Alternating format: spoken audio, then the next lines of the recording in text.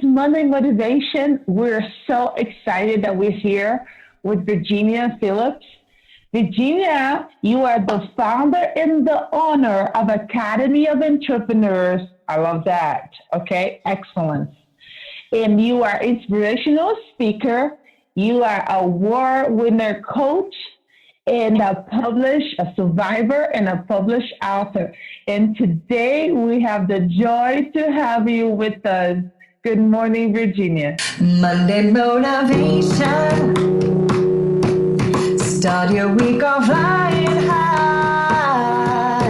Monday motivation. It's your time to rise and shine. Good morning. And what your folks don't know is I've been up since way before the crack of dawn doing a summit for folks overseas. So I am full of energy, excited to be here with you on Monday Morning Motivation. If your listeners have not had their coffee, they're going to want to get that before they listen to me for the next half hour. That's right. That's right. So, Virginia, I am holding your book in my hands, and I love this book so very much, especially like when I start reading this book, especially on the first things on the forward message that says, you are worth of achieving your dreams, of becoming exactly who you wanted to be in this world.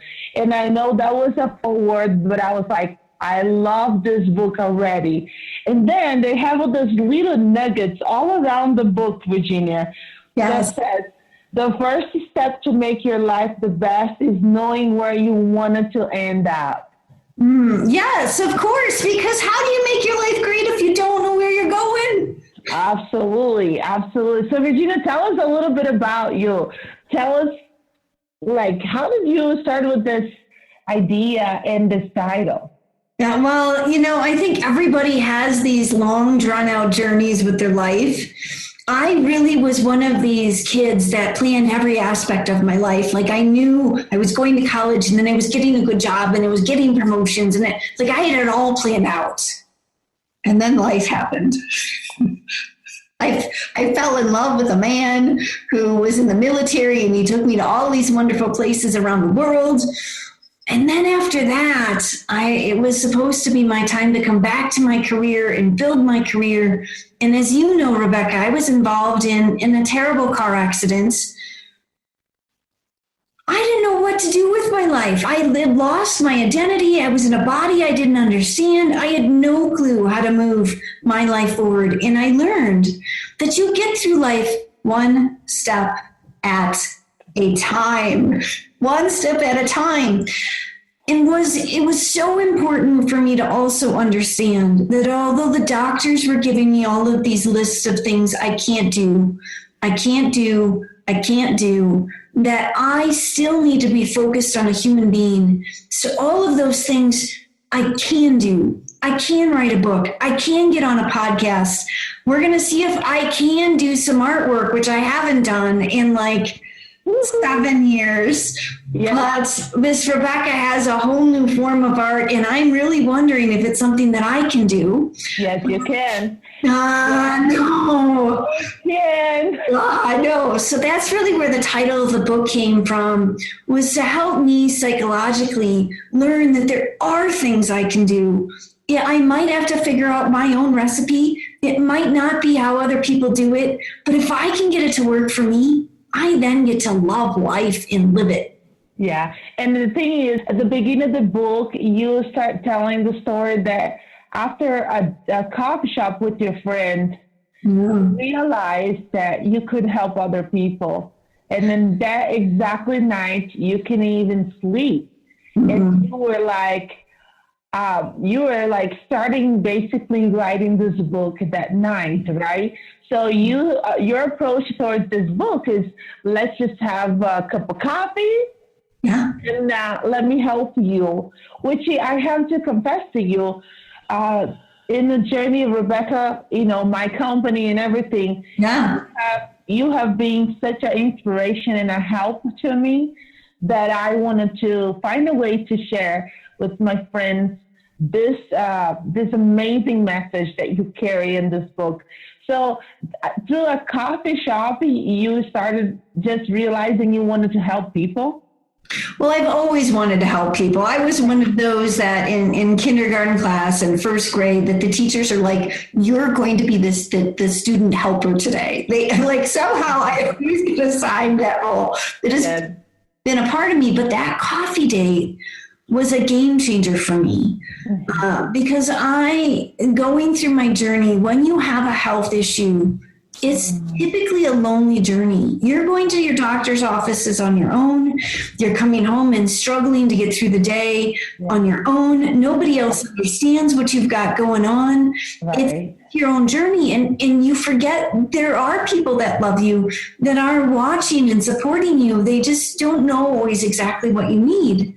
Right. And my friend was going through her own health issues. And she said, if anybody's going to be able to understand what I need, it's going to be Virginia.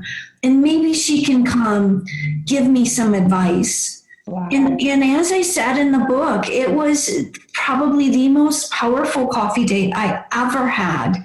And I just kind of told her what I did. You know, I did this and I did that and I did this. And she's taking notes and she's like, really, I can do this and I can do that. And I'm like, yes. And I got back in the car feeling so good that I was able to help her in a time of need. But also, I was distraught because I realized in that moment that all of the crap that I had been through were lessons learned that somebody else is going through for the first time, and they could use a guidebook. They could use some advice. They could use a mentor. And really, the drive home, I'm like, I can't believe it took this for me to understand all of that has value, maybe not just to me, but to other people. And I need to put that in a book and let people know whatever they're going through, they have the ability to say, I can get through this too. Wow. that makes me like almost tear up because I do understand that sometimes in this journey, you know, as a human being, as an entrepreneur, as a mom, as whatever is the journey that anyone is facing, so many people feel alone. And I think that sometimes book is the friend that you don't have at that moment, the coach that you don't have at the moment. Book is so powerful because if people take the time to actually read it, it's almost like you're sitting right there with them saying, hey, I'm here for you, and let me share you the secrets for you to succeed, because it is possible for you to do so. So in that keynote, I just wanted to take the time, Virginia, to say thank you for getting through the process to do this book. And now this book, it is available for people. But thank you for doing that, for the people that you never met, you know, that you care enough to carry a message that will help them succeed.